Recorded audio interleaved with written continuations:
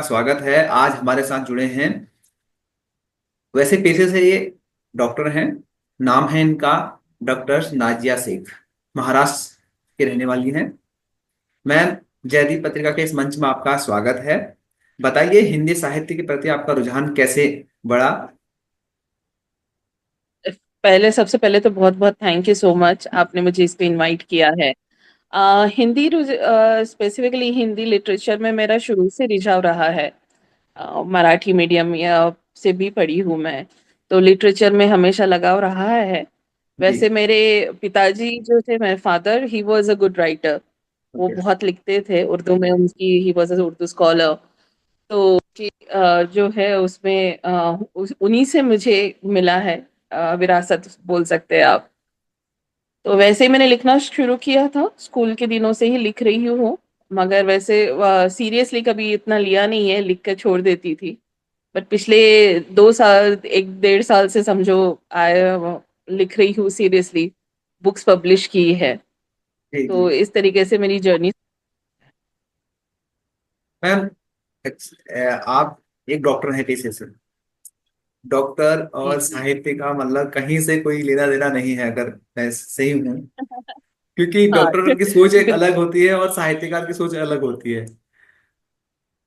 नहीं, वैसे मैं बोल लूंगी ऐसा तो कुछ नहीं है। आप देखे जाए तो डॉक्टर्स में भी काफी कलाकार होते हैं जी जी। छुपे। बस ये होता है कि पेशा ऐसा है कि बिजी लाइफ में आपको वक्त नहीं मिलता कि आपका पैशन या हॉबी को फॉलो कर सके। जी एग्जैक्टली सही मेरे साथ भी हुआ है। शौक शुरू से था शेरो शायरी का लिखने का, स्कूल के दिनों से। जी। मगर जब आप डॉक्टरी में घुस जाते हो, पढ़ाई उसके बाद आगे की आपकी वर्क शेड्यूल ऐसा हो जाता है कि अब वक्त नहीं मिलता है। तो हुआ ऐसा है कि 2020 में जो कोविड का सिलसिला स्टार्ट हुआ था, जी। उस दौरान काफी बुरी तरह अफेक्ट हुई थी मैं। आप बोल सकते हैं कि ये मेरा दूसरा जन्म है जो मैं जी रही हूँ। Okay. I was on the death bed and have come back. तो उसके आने के बाद फिर ऐसा हुआ कि लगता था कि अब बहुत हो गया, भागा दौड़ी बोलते ना, दुनिया की कमाई इसमें उसमें बहुत बिजी हो गया। थोड़ा बहुत पैशन को ध्यान देना है। उसके बाद काफी दोस्तों से भी काफी मोटिवेशन मिलती थी। तो उस वैसा लिखना शुरू किया है मैंने 2022 से। लिख के एक संग्रह बनाना शुरू किया था। और फिर 2023 से मैंने ओपन माइक स्टार्ट किया है। तो जैसे जैसे उसमें ज्यादा इन्वॉल्व होती गई, उतना रुचि और भी बढ़ती गई। तो अभी लाइक फुल फ्लेज करती हूँ, मैं लिखती भी हूँ, ओपन माइक्स करती हूँ। और जैसे आपकी तीन आपको पुस्तकें मालूम है प्रकाशित हो चुकी हैं 2024 में। तो इन बिल्कुल पुस्तकों को बिल्कुल। आपने कैसे मतलब लिखा और क्या सोच कर लिखा? थोड़ा बताइए इन पुस्तकों के मेरी बारे जो में। पहली, हाँ, हाँ, जो मेरी पहली किताब है इंतसाब नफ्स, जी। Which means connection to to soul. ये मेरी जो शुरू से मैं लिखती थी छोटी मोटी, जैसे इस शॉर्ट शॉर्ट पोएट्रीज है इसमें। तो शुरू से जो मैंने जो पोएट्रीज लिखा करती थी उसका कलेक्शन है। सो अप्रोक्सीमेट लाइक 100 शॉर्ट पोएट्रीज का, 4 लाइनर्स, ओके। वैसा कलेक्शन बनाया था मैंने, जो मैंने पब्लिश की थी मार्च 2023 में। ओके। उसके बाद मेरी दूसरी किताब आई थी। तो जैसे मैंने अब लिखना ज्यादा शुरू किया है तो कलेक्शन भी उतना ही था। तो सेकंड मेरी किताब आई थी महाशर ख्याल, विच जी मीन्स पैंडेमियम ऑफ थॉट, जहाँ पे ऐसी जगह जहाँ आप अपने विचारों को लिख सकते हो जी। या विचारों को दिखा सकते हो। तो वो मेरी दूसरी किताब थी जो आई है मई में। अप्रैल 2023 में आई थी, बेसिकली मई 2023 के फर्स्ट वीक में। ओके। उसके बाद मेरी तीसरी किताब है दर्द नीहा। वो जी। भी इसी तरीके से है। शुरू किया था। जो हम इंसान होते हैं, हम काफी, दर्द नीहा का मतलब होता है हिडन पेन, एक ओके। दर्द जो छुपा हुआ इंसान छुपा के रखता है। जी जी। तो दर्द के कई पहलू होते हैं, हर एक का दिखाने का तरीका एक अलग होता है। तो इस पोएट्री में उसी तरीके से मतलब काफी अलग अलग पहलू आपको दर्द के दिखाई देंगे। तो ये मेरी थर्ड किताब थी। ओके। मैम, जैसे कि आप डॉक्टर हैं, डॉक्टर दूसरों का दर्द दूर करते हैं। तो आपने इस किताब के जरिए अपने दिल के जो दर्द है या जो आपने अपने जीवन में महसूस किया है वो इस किताब के जरिए रखा है शायद। जी जी। ओके। बेसिकली होता ये है कि काफी लोगों को दर्द, कुछ लोग दर्द बोल के बता देते हैं, जी जी कुछ जता के बता देते हैं, जी और कुछ लोग होते हैं जो बता ही नहीं सकते। तो जी जी बेसिकली एक्सप्रेशंस अलग अलग तरीके होते हैं। जी तो मेरे लिए लिखना, पोएट्री करना is one of my expressions, कि अपनी फीलिंग्स को एक्सप्रेस कर पाऊँ। और कई ऐसी चीजें होती है जो आप बोलकर दिखाना नहीं चाहते, जी ताकि सामने वाले को अफसोस ना हो उस बात का। तो वो किताब के जरिए या अपने लेखिका लेखन के जरिए मैं लिख देती हूँ। जी। मैम, आप साहित्य को कैसे देखते हैं? समाज के रूप में और अपने पेशे के रूप में, और एक साहित्यिक इंसान के लिए क्यों जरूरी है? साहित्य इंसान के लिए इसलिए जरूरी है बिकॉज मुझे ऐसा लगता है वो आपको एक इनर पीस देता है, एक अलग तरीके से आपको जोड़े रखता है। वो बोलते हैं ना, एक एक भाव ऐसा है कि आप चाहे आपको सॉफ्ट करता है, नरम करता है। एक साहित्यकार, आप देखोगे एक साहित्यकार कभी भी रूड नहीं हो सकता। वो किसी से मतलब तकलीफ नहीं दे सकता है किसी को। तो एक वो सॉफ्ट कॉर्नर जो हिस्सा रहता है इंसान का, नरम दिली जो बोलते हैं, तो साहित्य आपको वो नरम दिली देता है। आपके पास जब साहित्य का सहारा हो ना, तो आपके एक्सप्रेशंस, आपको एक अलग ही पीस ऑफ माइंड मिलता है। आप खुद के सोल से कनेक्ट कर सकते हो। सो मेरे लिए साहित्य वो है। और देखा जाए तो कई तरीके से हम साहित्य को इस्तेमाल, अब जब चाहे वो डांस बोल लीजिए, या डांस कला हो गई, या संगीत हो गया, तो आप उसमें से जो एक्सप्रेस कर पाते हो वो आप नॉर्मल दिनचर्या में आप नहीं कर पाते हैं। लाइक नॉर्मल आप किसी से बात करोगे, आप वो एक्सप्रेस नहीं कर पाओगे जो आप साहित्य के थ्रू कर पाते हो। तो वो है साहित्य मेरे लिए बेसिकली एक it's a way of expression. Ma'am, आप कई सारे पत्र पत्रिकाओं के लिए लिखते हैं या लिख रहे हैं। इसके अलावा अ, 7 या 8 किताबें आपने सह लेखन के रूप में काम किया उन किताबों में। तो वो अनुभव आपका कैसा रहा? थोड़ा सा वो भी बताइए कि एक साहित्यकार के तौर पर जब आपने शुरुआत की, तो क्या क्या आपको चुनौतियां सामने आई आपके? बेसिकली मेरा सबसे पहला चुनाव ये था कि डॉक्टर होने के नाते, और पहले कभी कोई बुक पब्लिश नहीं की थी, तो एक अच्छा पब्लिशर ढूंढना और उस हिसाब से बुक को आगे बढ़ाना, वो सबसे बड़ा चैलेंज रहा है। और मेरी तीनों बुक्स जो स्टार्टिंग में पब्लिश हुई है वो अलग अलग पब्लिशर से पब्लिश हुई है। बिकॉज एक्सप्रेशन वाइज जो ना ना प्रोसेस थोड़ा सा डिफिकल्ट हो जाता है। जी जी और मैंने जो सह लेखन के तौर पे जो किया है उसमें काफी अच्छा एक्सपीरियंस था। कुछ जिनके साथ मैंने एंथोलॉजीज की है वो काफी अच्छा रिस्पॉन्सेस रहा है। There is one which is my reflection बोल के है उनका। दे हैव लाइक काफी मोटिवेटिंग है, आपको टाइमली रिस्पॉन्स देते हैं। तो काफी अच्छा एक्सपीरियंस रहा है। बाकी और लोगों से मिलने का, उनसे जुड़ने का मौका मिला है मुझे, और भी कई लेखकों के साथ जुड़ चुकी हूँ। उनके साथ बातचीत करके मतलब शेयर करने में काफी एक्सपीरियंस रहा है। तो कुछ नया सीखने को भी मिलता है। और टिप्पणी जब मिलती है तो खुद को सुधारने का मौका भी मिलता है। तो इस तरीके से काफी फायदा हुआ है मुझे इसमें आकर। मैम, आप हिंदी उर्दू दोनों ही भाषाएं जानती हैं, और शायद लिखती जी भी जी। हैं हिंदी और उर्दू को मिक्स करके लिखती हैं। तो उर्दू और हिंदी जी में सर। आपको कैसे क्या लगता है कि मतलब एक उर्दू के जो अल्फाज होते हैं, अगर उसमें आप किसी को गाली भी देंगे तो एक लहजे में देंगे, ऐसा जुबान है उर्दू, ऐसा कहा जाता है। मैं उर्दू उर्दू में वो नजाकत आ जाती है। वो बोलते हैं ना, एक अलग नजाकत, जी एक जी लहजा ही बदल जाता है आपका। जी और आप कितना भी रूडली बात कर लो, वो जी फिर भी आपको बहुत बोलते हैं ना प्यार से किसी ने आपको मारा हो वैसा लगता है। जी जी तो जी जी उर्दू की नजाकत ही वो है।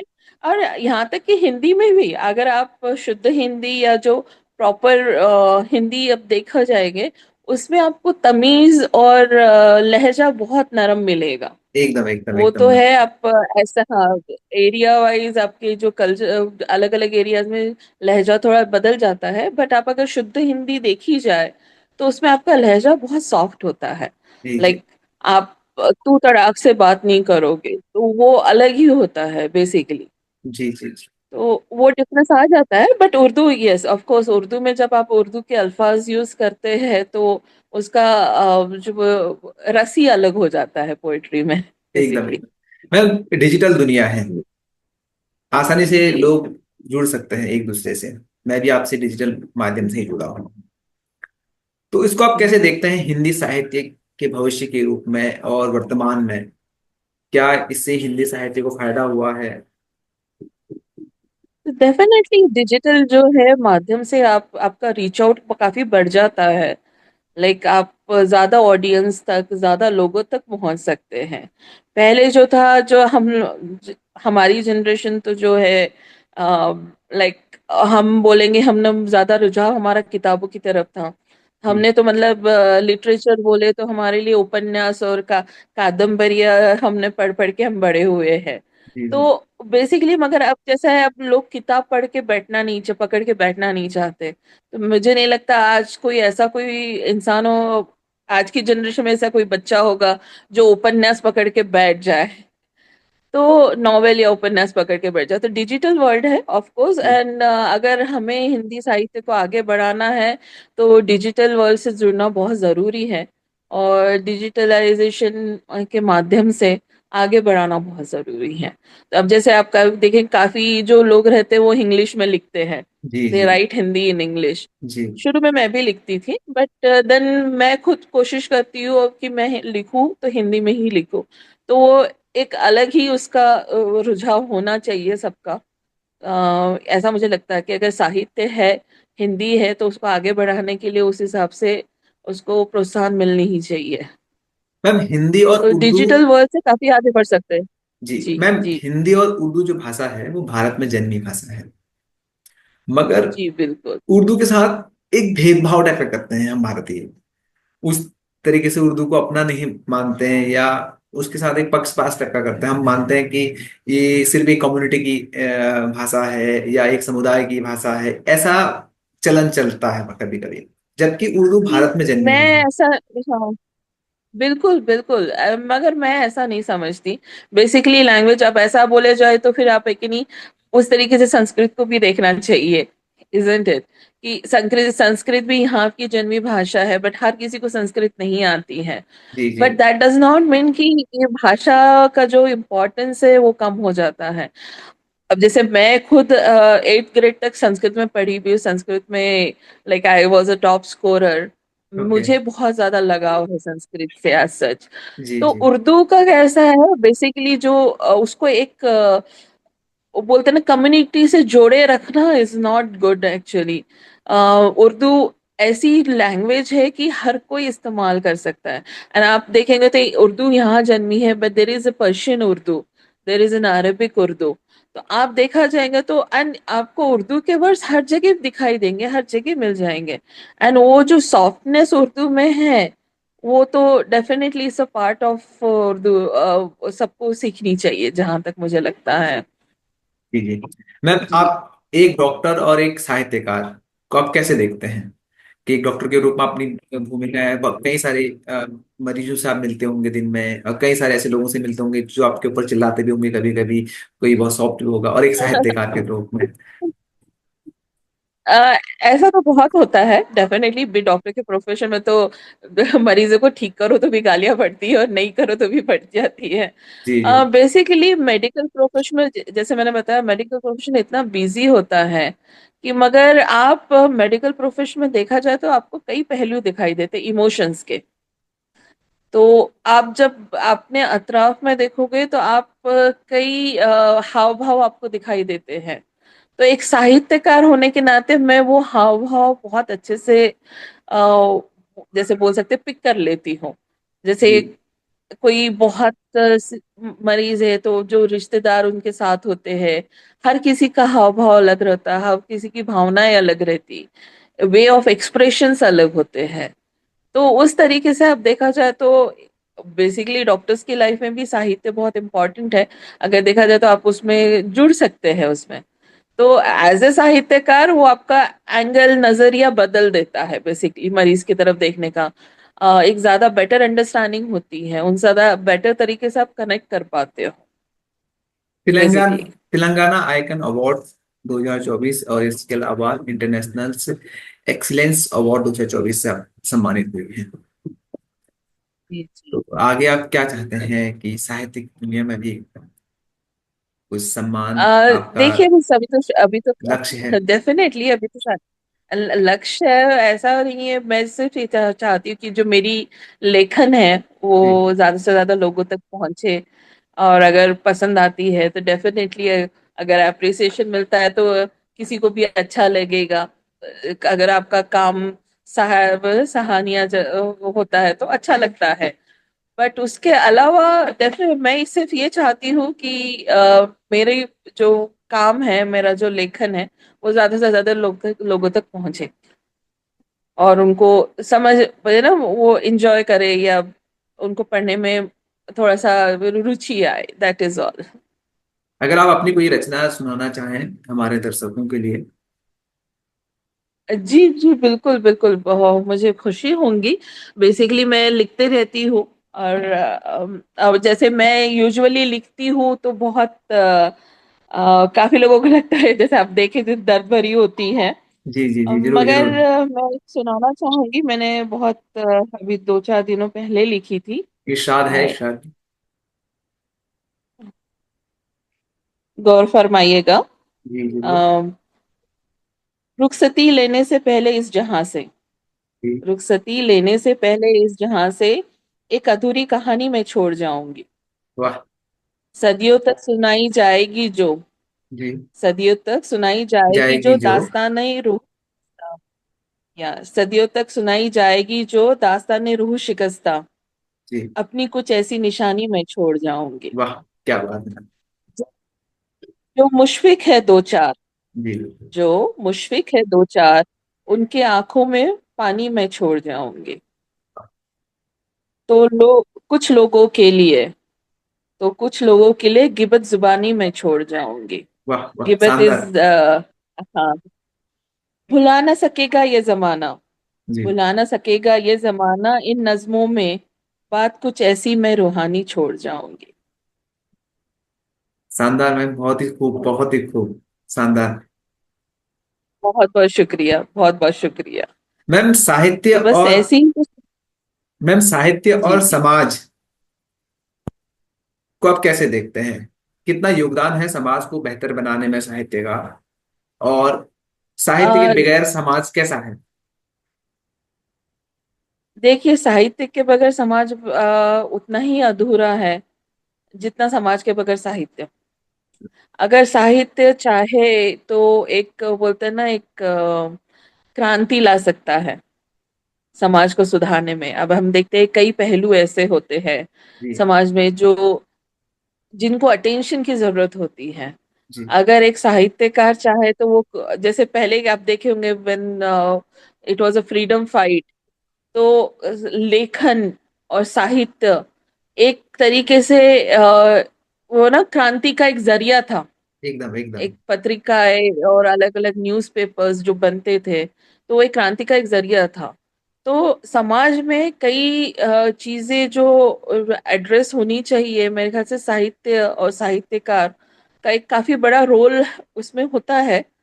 तो अगर साहित्यकार चाहे तो वो क्रांति आ सकती है, देखा जाए तो। और साहित्य समाज को की कई भी जो पहलू सुधार की जरूरत है उनको सुधारने में काफी मदद हो सकती है। इसके अलावा मैम साहित्य और राजनीति के रिश्ते को आप कैसे देखते हैं? क्योंकि हाँ। राजनीति के बगैर साहित्य अधूरा है और साहित्य के बगैर राजनीति अधूरी है। और आजकल राजनीति तो ज्यादा ही अधूरी है, बढ़ गया है इन दोनों का रिश्ता। ज्यादा ही बढ़ गया है। बेसिकली मैं राजनीति पे इतना बात नहीं करना पसंद करती हूँ ओके। पर्सनली। तो I am Indian citizen and definitely I do vote.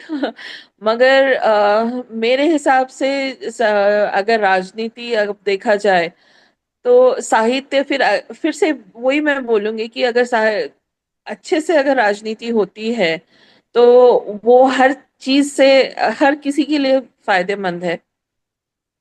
जो आजकल चलती है राजनीति, मैं उस फेवर में नहीं होती हूँ बिल्कुल भी। जी।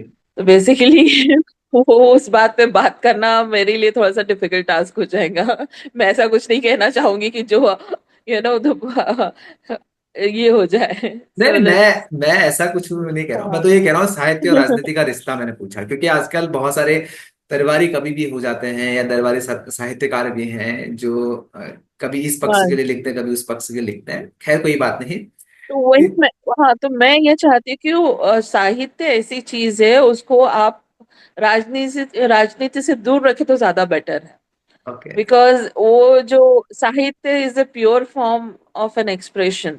ओके, ठीक है। एकदम।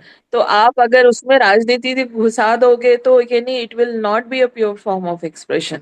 वो हम्म। बायस्ड ओपिनियंस हो जाते हैं एंड ज्यादा कंफ्यूजिंग हो जाते हैं रीडर्स के लिए। तो मुझे ऐसा लगता है कि साहित्य को राजनीति से हमेशा दूर रखना चाहिए, ताकि उसकी प्योरिटी, जो प्योर फॉर्म है, वो मेंटेन रहे। आपने बताया है कि आपके जो पिताजी हैं वो उर्दू स्कॉलर रहे हैं, जी। तो कुछ उनके बारे में अगर आप बताना चाहें कि उन्होंने कोई कविता लिखी हो या कुछ इस टाइप की चीजें। हाँ। बेसिकली मेरे, हाँ जी, मेरे फादर, मैं खुद चाह रही हूँ कि उनकी कविताएं मेरे हाथ में आए। मेरे पिताजी की एक्चुअली इंतकाल हुआ था 2012 में। ओके। वो लिखते बहुत थे। हम्म। उन्होंने वो यहाँ तक कि editor in chief Maratha newspaper Aurangabad रह चुके हैं। अच्छी उनकी बात है। काफी सारी कविताएं जो है वो यहाँ पे इंडिया में तो पब्लिश हुई है, यहाँ तक कि पाकिस्तानी मैगजीन्स में पब्लिश हुई है। अनफॉर्चुनेटली मेरे पास उनकी कोई मैगजीन या किताब ऐसी रही है नहीं हमारे पास collection, because of the transfers. मैं कोशिश कर रही हूँ उनकी ट्रेस आउट में कर पाऊँ। लेट्स सी, अगर ट्रेस आउट हो जाती है तो definitely I take it out and share with the world. इसके अलावा मैम, एक साहित्यकार होने के नाते और इसके अलावा डॉक्टर होने के नाते, आप युवाओं के लिए, महिलाओं के लिए, खासकर महिलाओं के लिए, क्योंकि आप खुद एक महिला हैं, तो महिलाओं की चुनौतियों और संघर्षों को आपने फेस किया है, तो क्या कहना चाहेंगे? उसके बाद हम इस साक्षात्कार को विराम की ओर मैं लेके जाएंगे। सबसे पहले तो, जी बिल्कुल, बेसिकली एक महिला होने के नाते डेफिनेटली मैंने काफी जगह मैं घूम चुकी हूँ। ऑलमोस्ट 13 इयर्स में गल्फ कंट्रीज में मैंने स्पेंड किया हुआ है। और पढ़ाई बोलो या फिर हर जगह पे काफी चुनौतियां हमने भी एज ए फीमेल फेस की भी है। मेरे लिए, महिलाओं के लिए, जो मैं अगर मैं कुछ कहना चाहूंगी तो सशक्त, बोलते हैं ना, सेल्फ डिपेंडेंसी इज बहुत इंपॉर्टेंट है, इंडिपेंडेंट होना बहुत इंपॉर्टेंट है। और एक वो जो हम कैद होकर वो जो एक डर, और डर के साथ जो जीते हैं, वो छोड़ना बहुत जरूरी है। आप जैसे आप देखेंगे, आप आज ही कर केस बोल लीजिए या जो भी बोल लीजिए, इसमें आपको एक एकजुट होना बहुत जरूरी है। सारी महिलाओं को अपने पैरों पे खड़े होना बहुत जरूरी है। मगर उस साथ साथ में आपको एक अपना जो फैमिली कनेक्शन है वो बना के रखना जरूरी है। बेसिकली लॉ, काफी महिलाओं को ऐसा हो गया है कि आप पढ़े लिखे हैं, you are doing a job, मगर किन्हीं घर में आपको मतलब नहीं चाहते हैं। तो आपको एक बैलेंस लाइफ बनाना बहुत जरूरी है, वर्क एंड फैमिली में, because you are part of the family. तो और जैसे महिलाएं बहुत इंपॉर्टेंट रोल प्ले करती है किसी भी फैमिली में, तो वो बैलेंस बना के चलना बहुत जरूरी है। तो आपका आपका सेल्फ इंडिपेंडेंट होने के साथ साथ वो भी बहुत जरूरी होता है कि आप एक बैलेंस बना के चलें। ओके मैम, मैम युवाओं को क्या सलाह देंगे जो युवा साहित्य की ओर आ रहे हैं? कौन सी किताबें उन्हें पढ़ने के लिए आप बोलेंगे? कौन से लेखक को पढ़ने के लिए बोलेंगे? बेसिकली डेफिनेट, अगर कोई युवा साहित्य में रुझाव रखता है तो मैं चाहूंगी कि वो एक्सप्लोर करे। अ, उनको क्या, क्योंकि हर एक की पसंद अलग होती है। आप गालिब पढ़ लीजिए या जॉन एलिया पढ़ लीजिए, आपकी जैसे भी है। जैसे मैं मराठी में बोलना चाहूंगी तो अगर मराठी में अगर किसी को पढ़ना है तो पुल देशपांडे, मेरी one of my favourite writer he has been. या फिर पोएट्री में जाओगे तो बहना भाई चौधरी है। तो बेसिकली काफी है कि पढ़ना, रिसर्च करना, उसमें टाइम देना बहुत जरूरी है। और आजकल के युवाओं को शॉर्टकट चाहिए, तो साहित्य में शॉर्टकट काम नहीं आता। You have to read, you have to get into it. वो बोलते ना, किताबों के पन्ने पलटने ही पड़ते हैं। एकदम। मैं तो वो बहुत जरूरी है। जी जी, कोई मराठी का अगर रचना आप सुनाना चाहें, 4 पंक्तियां। बहना भाई चौधरी की थी, हमारे स्कूल डेज की। आई जी थिंक इट वाज इन 6 या 7 क्लास में हमने पढ़ी थी। जी जी उसमें उसके ज्यादा तो लाइनें याद नहीं है मुझे, जी। बट सुनाना चाहूंगी। उसमें था एक पंछी होता है विच इज कॉल्ड सुगरन इन हमारा उसमें। तो उसमें द बोल ऐसे है उसके: खोप्या मधी का खोपा भाई, खोप्या मधी का खोपा भाई, सुगरणीचा खोपा। आ, ज्यादा कुछ याद नहीं है, वैसे भी 2 लाइनें मुझे हमेशा याद रहती है। ओके ओके तो ओके, चलो। मतलब सारे उसके सारे नेस्ट में the most beautiful nest is of that सुगरन पंछी। तो वो बहुत ज्यादा है, अच्छे से याद रहता है मुझे हमेशा उनका। मैम बहुत बहुत शी वॉज अ धन्यवाद। ब्यूटीफुल। आपने थैंक जयदीप यू सो पत्रिका मच को अपना जयदीप जी। बहुमूल्य समय दिया, इसके लिए आपका बहुत बहुत शुक्रिया। जी बिल्कुल, thank you so much Jaydeep ji, आपके टाइम के लिए। और सो सॉरी कि ये थोड़ा हम टाइम पे मैं पहुंच नहीं पाई। I am so sorry about that. कोई नहीं, कोई ठीक नहीं। है, बहुत अच्छा लगा आपसे बात करके। Thank you. धन्यवाद, धन्यवाद, स्वागत है। धन्यवाद।